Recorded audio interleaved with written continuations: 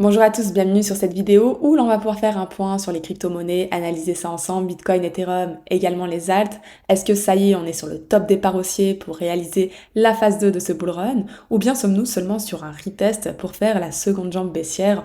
On va pouvoir regarder ça ensemble.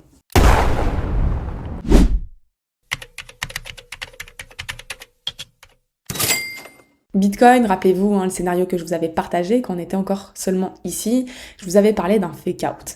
Personnellement, quand tout le monde a peur, surtout sur la cyclicité dans laquelle nous nous trouvons, pour moi nous sommes à l'aube de la phase 2, comme j'ai pu vous le démontrer sur ce graphique avec la phase 1, halving, post-halving, rallye.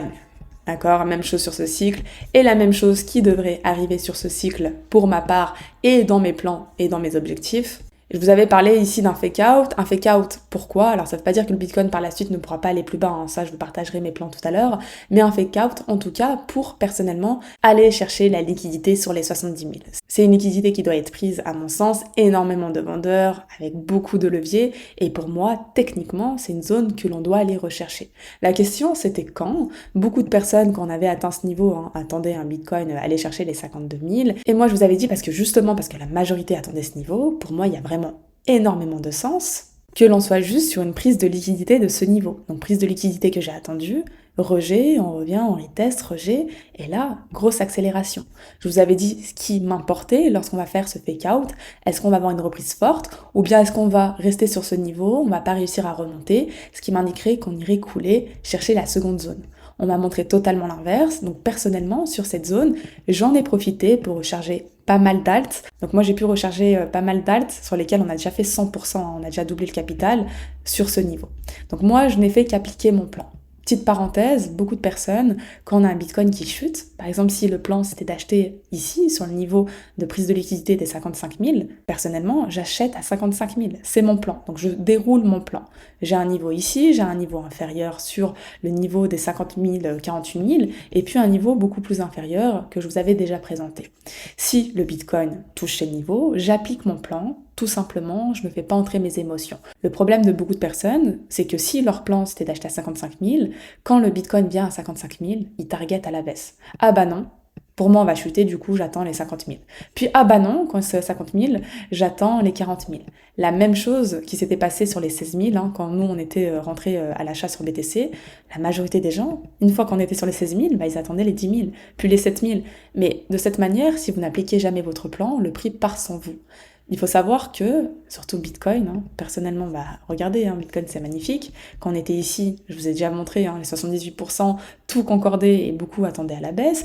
Ici, on était sur une accumulation qui était magnifique. En termes de prix, on n'est même pas à 50% du retracement. Tout le monde l'attendait à 10K. 3000 même, j'avais entendu. Et quand tout le monde attend les mêmes prix, dites-vous que c'est sûrement pas les prix que nous allons aller rechercher. Donc mon plan était présenté, je vous avais dit si pas de réaction au niveau inférieur, si réaction, personnellement, pour moi, potentiel de prise de liquidité sur les niveaux des 70 000 et par la suite même aller chercher l'extension de Fibo sur les 80 000 qui est l'entrée de ma zone qui s'étend jusqu'aux 90 000. Ce qui va m'importer actuellement sur Bitcoin. Là, on est venu chercher le point d'intérêt sur les 68 000, donc on n'a pas touché les 68 000, mais c'était aux alentours. C'est la target que je m'étais proposée au minimum pour ce fake out, target minimale. On est venu la rechercher, c'est super. Maintenant, ce qui va m'apporter, c'est comment on va pouvoir réagir dessus. Donc, plusieurs scénarios possibles. Donc, soit on va avoir un retracement effectif qui va commencer, un retracement minime pour venir chercher cette zone et voir comment on va réagir dessus, soit un retracement un peu plus profond où on viendrait chercher à minima la zone des 59 000 pour venir retester le point d'intérêt que vous voyez ici, qui est aussi le retest de la dernière accumulation. Donc si jamais on est à le faire, ce qui va être très important, c'est de voir la réaction. Est-ce qu'on va bien réagir dessus, accumuler, structurer pour repartir assez rapidement, ou bien est-ce qu'on va avoir une faiblesse, et quand vous avez quelque chose de faible comme cela, c'est qu'on n'arrive pas à regagner les niveaux, et là par contre on pourrait avoir la seconde jambe baissière, bien que ce ne soit pas pour le moment le scénario que j'attends le plus. Pour moi pour le moment vraiment j'ai un premier scénario avec plus de probabilité qui irai chercher cette liquidité, mais on garde toujours en tête, si jamais j'ai des invalidations, comme d'habitude, je n'aurai pas de mal à changer mon biais.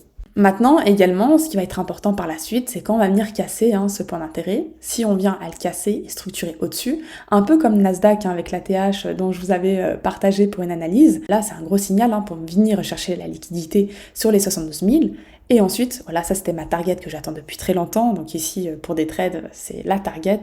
Par la suite, ce qu'il va falloir surveiller, c'est est-ce qu'on reste au-dessus, on structure pour aller chercher l'extension Fibo sur les niveaux des 80 000 et plus, ou bien est-ce qu'on a seulement une prise de liquidité, donc une mèche, réintégration très rapide sur les niveaux pour aller chercher beaucoup plus bas. Donc c'est vraiment ce qui va m'importer et ce que je vais pouvoir surveiller. Ethereum, même chose, j'attendais une prise de liquidité de ce niveau, fake out, je vous ai dit que je m'étais placée sur les 2850 en trade futur. En spot, on est placé beaucoup plus bas. Magnifique, très belle réaction. Je vous avais dit au minimum ce que j'attends pour avoir un Ethereum qui est fort, c'est d'aller rapidement sur les 3400, chose qu'on a faite, on est dessus, on a atteint notre première target.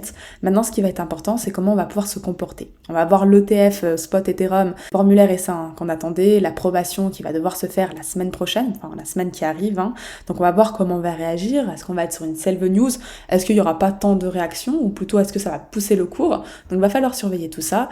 Donc sur Ethereum, pareil, on pourrait avoir un retracement. Donc sur cette zone, faire attention. Donc soit on casse cette zone, on est hyper haussier, puis on continue, pour aller chercher ma target minimale des 4000, comme vous pouvez le savoir, celle que j'attends depuis un moment, au même titre que Bitcoin ici, énormément de liquidités à aller rechercher, ou bien avoir un début de retracement qui nous amènerait potentiellement sur les 3100 et inférieur, niveau que j'attends fortement comme Bitcoin, sur lequel je vais attendre une structure, une réaction forte, rapide, auquel cas, si je n'ai pas cette confirmation, si on a quelque chose de faible, qui n'arrive pas à remonter, et là oui, on pourrait aller chercher plus bas. Faire attention, ici on a de la liquidité sur la zone des 2800, 2820. Ça ne veut pas dire qu'on va aller la chercher tout de suite, mais on a une zone intéressante où on peut encore avoir une prise de liquidité. Sur du long terme, Ethereum, alors là, je vous parlais de mes targets court terme, sur du long terme pour du spot. Personnellement, on est placé depuis ici, on s'est placé en buy limit sur les 973, un prix par là, on s'est replacé tout le long de cette grosse accumulation. Ce que j'attendrai sur Ethereum, c'est d'aller chercher l'extension de Fibo, donc ma target minimale, c'est sur les 7000 $. Donc côté Bitcoin, pendant ce fake out dont je vous parlais, donc comme j'ai pu vous l'expliquer sur un cycle, encore toute l'extension haussière qui doit se dérouler, faut juste faire attention quand on va chercher des targets potentiels, on peut avoir de bons retracements tant que notre dominance du Bitcoin est élevée, que Bitcoin va surperformer les alts, et quand il y a des chutes sur Bitcoin, les alts ramassent énormément.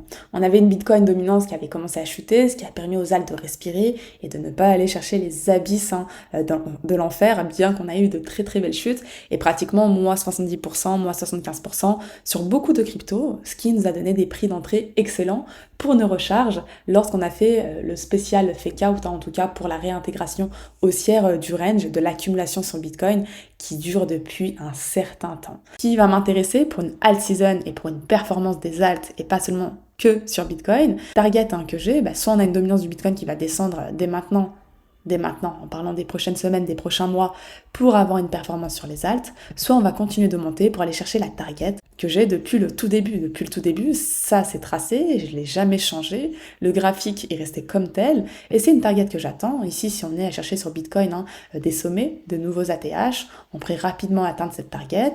Par la suite, avoir des prises de profit sur Bitcoin, donc des transferts de liquidité ensuite sur le restant des autres crypto-monnaies, Ethereum, altcoin, ce qui permettrait la alt season. Ce qu'il faut savoir aussi, c'est que les altcoins sont les derniers à surperformer dans un cycle.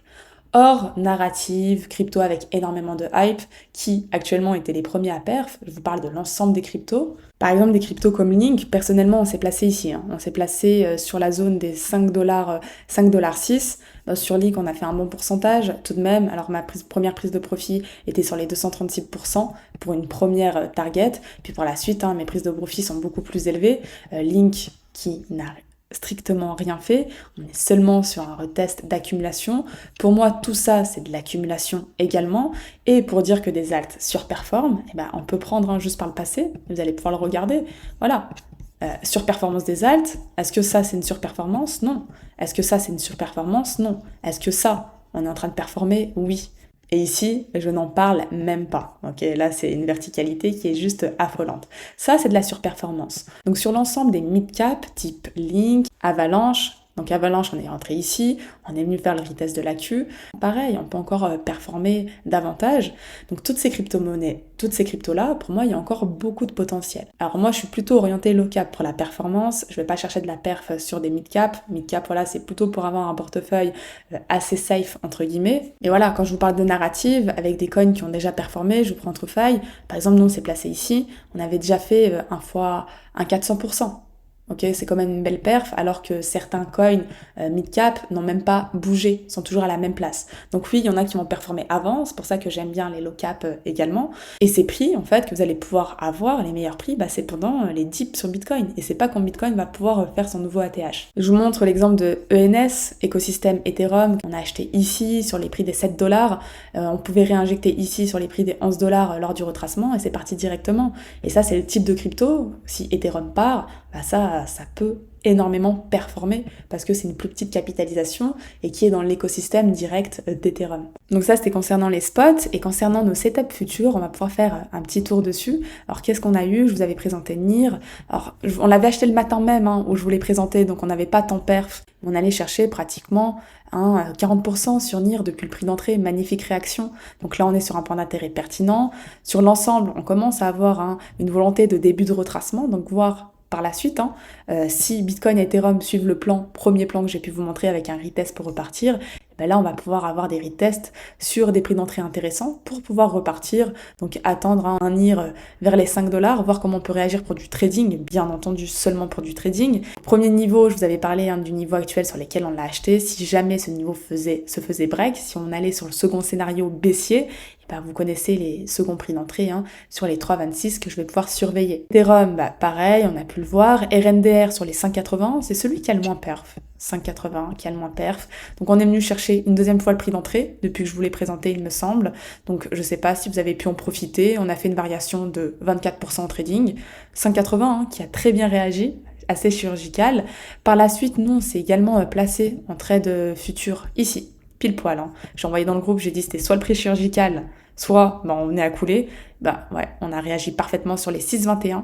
Je l'ai envoyé, on est venu chercher les 6,20. 56 même. Et écoutez, perf pratiquement de 13% sur un petit trade, qui fait toujours plaisir. Donc là, le niveau important, c'est celui-ci. Vous le voyez, on est sur les 7 $. Il va falloir qu'on vienne le break. Pas ça. Ça, c'est pas casser le niveau. Casser le niveau, quand je dis une cassure, c'est qu'on break, on construit au-dessus. Ça devient une structure. En fait, le niveau qui se fait casser devient le support. Et là, c'est très bullish pour aller chercher des niveaux supérieurs. Tant qu'on n'a pas ça, on a un RNDR qui est toujours faible et qui peut toujours aller plus bas. Donc faire très attention. Solana, pareil. Donc Solana, écoutez, magnifique. Solana, sublime. Donc je vous avais dit qu'on s'était placé sur les 131 en premier trade. On s'est replacé en renfort sur les 122. Écoutez, réaction sublimissime. On est allé chercher pratiquement sur Solana un 44%. Donc Solana, je vous avais parlé, si ce niveau se faisait break, toujours garder en tête le niveau des 108 $, qui commencerait même sur les 114 $. Donc ce point d'intérêt là, qui est hyper pertinent. Deuxième niveau que je pourrais surveiller si on venait à break. Tant qu'on ne vient pas break, là on est en train de très très bien structurer, ce qui serait très haussier. C'est une cassure du niveau des 188 sur lequel une structure pourrait se mettre en place, et là on pourrait aller chercher beaucoup plus haut. Tao, pareil, Tao sublime, la target des 200 $. Donc j'avais une première target ici. J'étais sortie parce que j'avais peur que la nuit, pendant la session asiatique, on ait des mouvements de retracement forts, ce qui a généralement lieu. J'avais parlé d'une target des 200 $. On est venu chercher cette target des 200 $. Très belle réaction, pratiquement 79% sur notre ami Tao. Pour résumer, le dip qu'on a eu là, c'était super, c'était une super opportunité pour se placer. C'est toujours les moments de peur, comme j'ai pu vous le dire, qui vont vous donner de superbes opportunités. Donc attention, les moments de peur, quand ils interviennent au bon moment. C'est-à-dire que bien sûr, si on a un moment de peur qui intervient lors d'une fin de phase de bull run, on est sur la phase 2, on est venu chercher plus que l'ATH sur Bitcoin, bien sûr, il faut faire attention. Au moment de peur, ça peut signifier un bear market. Si en termes de cyclicité, de temporalité et en termes de structure, on peut vraiment s'y approcher. Par contre, moment de peur, quand on n'a même pas fait un ATH sur Bitcoin, parce que pour moi, 70 000, c'est pas un ATH sur Bitcoin, je le répète encore une fois, et tout ce que le marché propose, pour moi, sont des opportunités. Personnellement, les plans sur les alts, moi, sont déjà établis. C'est-à-dire que mes buy limits, alors ne jamais rentrer en une seule fois sur les alts, je vais vous donner un exemple pour terminer dessus. Voilà, je vous montre un exemple typique. On s'est placé sur SMT. Sur SMT, Premier placement qu'on a fait, on en avait un ici, puis un ici, donc sur SMT, on est allé chercher, alors c'est un low cap, hein, c'est plus risqué, mais les performances sont plus importantes. C'est-à-dire que la majorité du marché n'a rien fait, SMT, on a fait 500% de bénéf. On a pris nos gains, bien entendu. SMT, beaucoup de personnes nous ont rejoints, voulaient entrer dans SMT pendant tout ce temps, et je leur disais que ce n'était pas le moment. C'est-à-dire que dans mon plan, le prochain arrêt de bus était sur le retest de la structure. Donc on a mis des buy limits, j'ai attendu des zones au minimum sur 0,33 pour une première entrée. On est venu chercher les 0,33, comme par hasard qui coïncidait avec le fake out, entre guillemets, en tout cas avec la prise de liquidité sur Bitcoin aux 55 000. Ça coïncidait parfaitement. On est venu tester. Le buy limit est déjà préparé, donc vos émotions ne sont pas impactées. Et puis on est venu faire directement derrière un 100%. Donc le capital est doublé, et là on peut sécuriser ses profits et prendre le double. Et tout ce qui se passe par la suite, c'est du bonus. Mais pour vous dire que voilà, quand vous suivez votre plan, quand le plan est déjà préparé bien avant que le marché chute ou que bien avant que le marché monte, et vous savez où vous allez. Vous n'êtes pas impacté par vos émotions et vous ne faites qu'appliquer votre plan. Donc j'en ai terminé pour ce petit point de marché. On a pu regarder un peu ce que j'attendais sur Bitcoin, donc ce que je vais pouvoir surveiller sur Ethereum également, les setups que j'avais pu vous partager en termes de trading et les niveaux intéressants que l'on va pouvoir attendre à des crypto-monnaies telles que les mid-cap qui n'ont encore rien fait, qui sont toujours dans des mouvements d'accumulation juste sublimes, qui sont assez en retard et qu'on pourrait voir ces prochains mois bien performer. On a des low cap qui pour le moment ont très très bien réagi sur nos zones d'achat, qui sont plus risqués mais qui pourront vous donner un portefeuille beaucoup plus dynamique avec beaucoup plus de performance en fonction de votre profil. Regardez, faites le tour, de très bons prix, fixez vos buy limits, fixez vos zones d'entrée. Prochainement on pourra faire des vidéos sur des crypto-monnaies spécifiques avec des analyses intégrales. En tout cas j'en ai terminé pour cette vidéo, j'espère que ça vous a plu et je vous dis à très vite pour les prochaines. N'hésitez pas à liker, à vous abonner et à commenter.